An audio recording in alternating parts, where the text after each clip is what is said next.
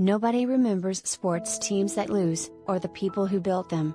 Al Davis, all-world renegade, is remembered because his Raiders were the Raiders, and because they often rose to meet his weekly mission statement.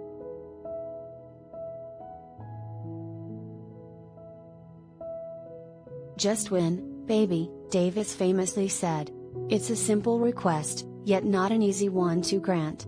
Winning is incredibly hard in the NFL.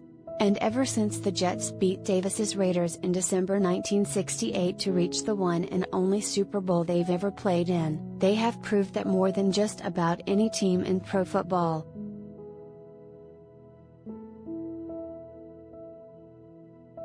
All these years later, no front office executive would dare say, "Just win, baby," to the 2022 Jets.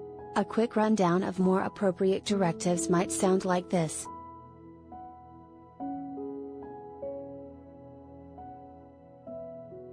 Just compete, baby.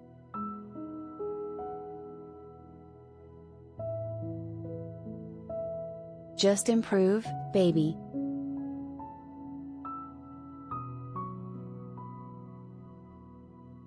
Just be competent, baby.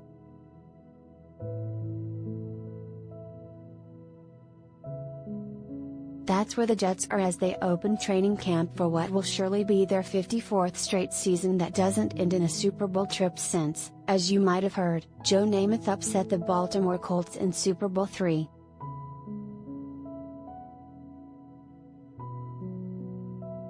And that's perfectly fine. Nobody is expecting the Jets to do what the Bengals did last year, jumping from a 6-25-1 combined record in 2019 and 2020 right onto the biggest stage in sports.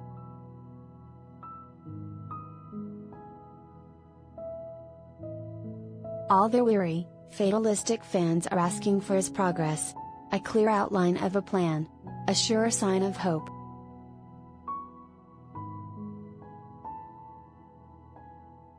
That's not too much to ask for after the Jets missed the playoffs for 11 consecutive years, and delivered their paying customers a combined 6-27 record in the last year of Adam Gase and the first year of Robert Saleh.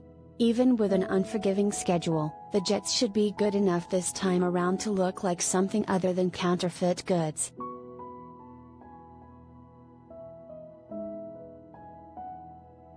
Their general manager, Joe Douglas, graded out between a B+ and an A+ in the draft, depending on whom you ask. Factoring in free agent signings, the Jets are better on both sides of the ball. On paper. And the Jets don't often honor what the numbers and not say on paper.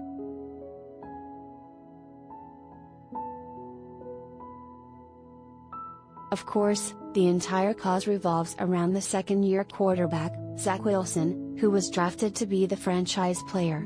Wilson remains a complete mystery entering his sophomore season, since he didn't do nearly enough to make anyone certain that he's the one. He got bigger in the off-season, but we'll find out soon enough if he got better, too.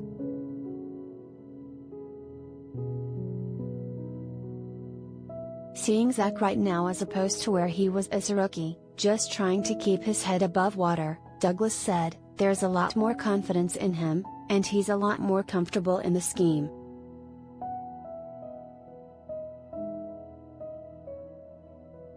Douglas made the roster better around his quarterback, that's for sure.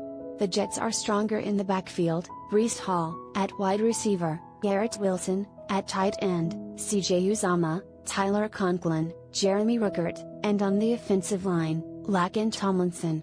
They are also stronger defensively up front, Jermaine Johnson too, a returning Carl Lawson, and in the secondary, Sauce Gardner, DJ Reed and Jordan Whitehead. All in all, there is enough talent in place now for Wilson to function at a relatively high level.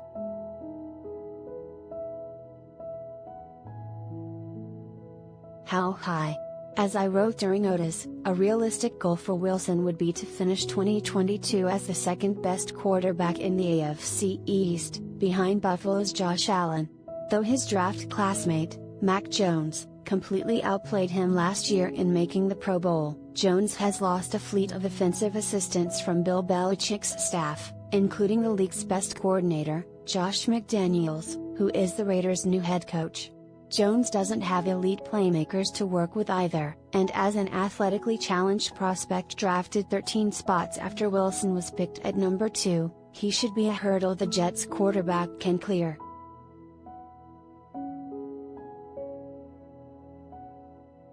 A realistic goal for the Jets? How about not finishing last in the division for the 6th time in 7 years? That won't be easy. Miami added Tyreek Hill and Teron Armstead, and New England hasn't finished behind the Jets in 2 decades. But the Patriots seem a bit vulnerable, and hey, at some point the Jets have to move past them. Saleh was angered by how Belichick ran it up on him last year in a 54-13 beatdown at Foxborough, so he should go ahead and do something about it.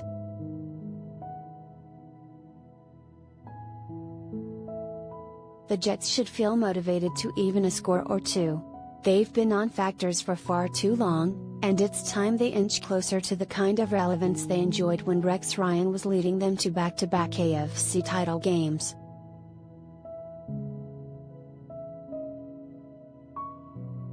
I feel like it's a Knicks-Yankees town, Douglas told me in June.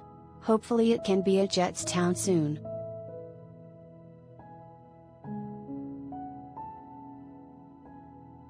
Truth be told, even a Donovan Mitchell trade wouldn't put the Knicks anywhere near the Yankees ballpark.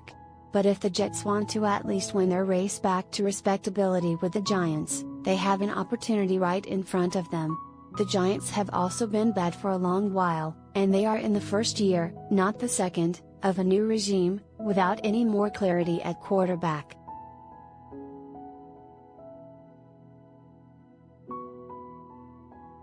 Nobody will throw the Jets a parade if they win this battle of metropolitan New York. But then again, their fans aren't asking for a parade. They are only asking for a reprieve, something the Jets should be good enough to give them.